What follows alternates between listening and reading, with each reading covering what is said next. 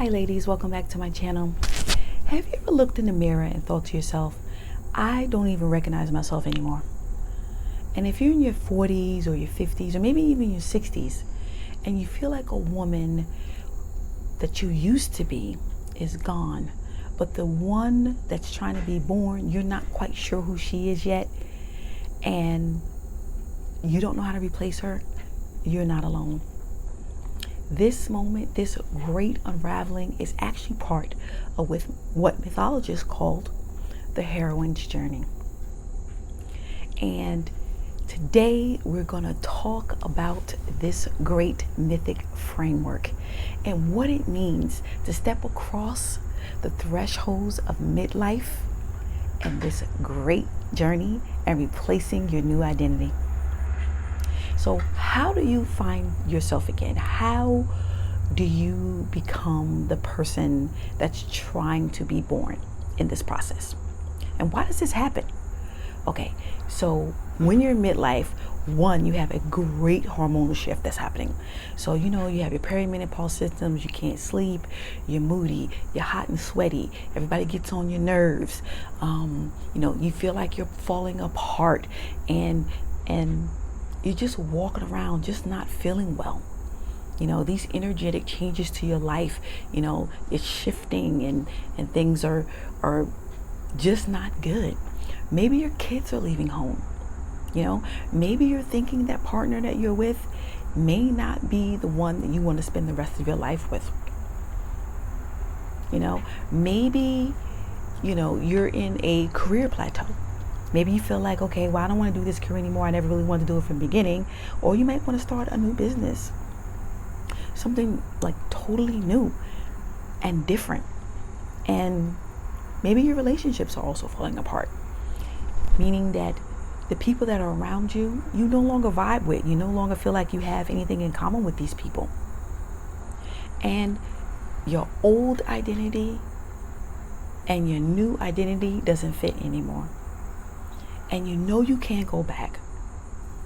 And this is what we call in philosophy the liminal state. You're leaving your old life, but your new one isn't quite born yet, isn't quite formed yet. You're confused, you can see it, but you can't. It isn't very clear.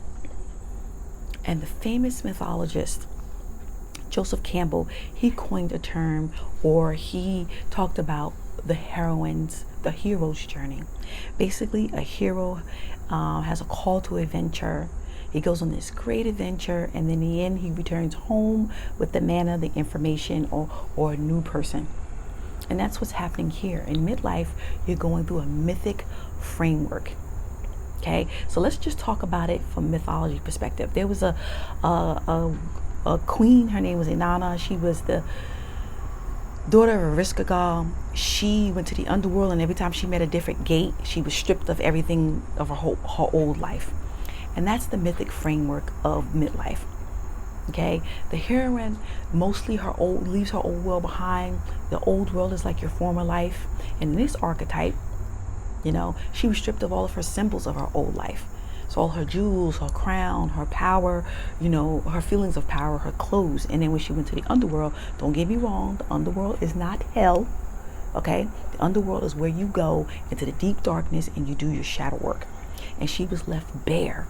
She was left vulnerable. She was being initiated. She had to do her shadow work to get rid of her old life so her new one can be born. Okay, and each gate she had to shed something. And that's what's happening here. At each stage of your menopausal journey, you're shedding something that no longer serves. Those things no longer served Inanna when she was in her underworld state. And then she stood naked and vulnerable. And that's how you feel. You feel naked and vulnerable. You're like, oh my God, what is happening with my life? But you're being reborn. And that's what you have to remember. It's not torture. You're not being tortured. You're being reborn. And this midlife initiation strips us of all the beauty standards, of all the job titles, all the roles, so we can basically meet our essence, our true being. And that is extremely scary, especially since they don't tell us that's what's really happening. Okay, so what are some of the practical ways that we can work within this threshold? Okay, so if you have a journal or you like to journal, take your journal and try like a reflection prompt. So, what part of me am I outgrowing? And really think about it. Think about all the aspects of your life. So, your career, your relationship, your house, your kids, everything. Think about what aspects of yourself are you outgrowing? And in what ways are you outgrowing everything in general? And also try a body practice, like a somatic body practice. Stand in front of a mirror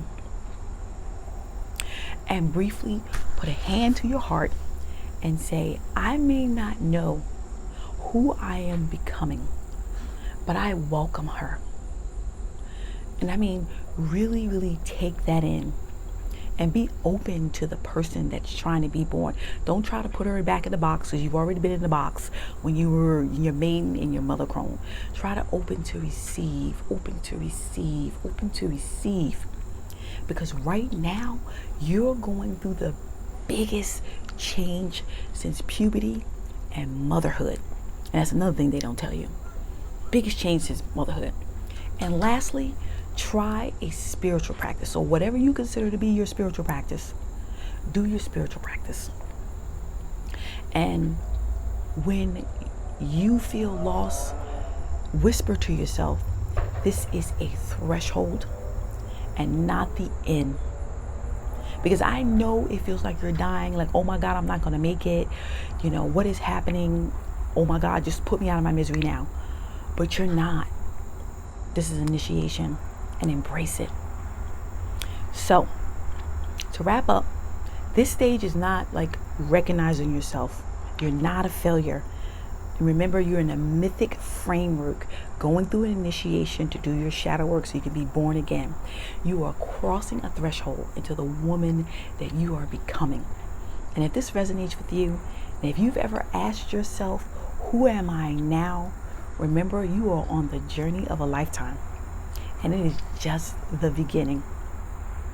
And if this sounds like information you would like, and if you found this helpful, subscribe, rate, and comment for more midlife wisdom, more menopause wellness coaching and practices, and share this with a friend. Because I know we have some midlife girlfriends who might need a different perspective of what's going on with perimenopause and midlife. And until next time, see ya.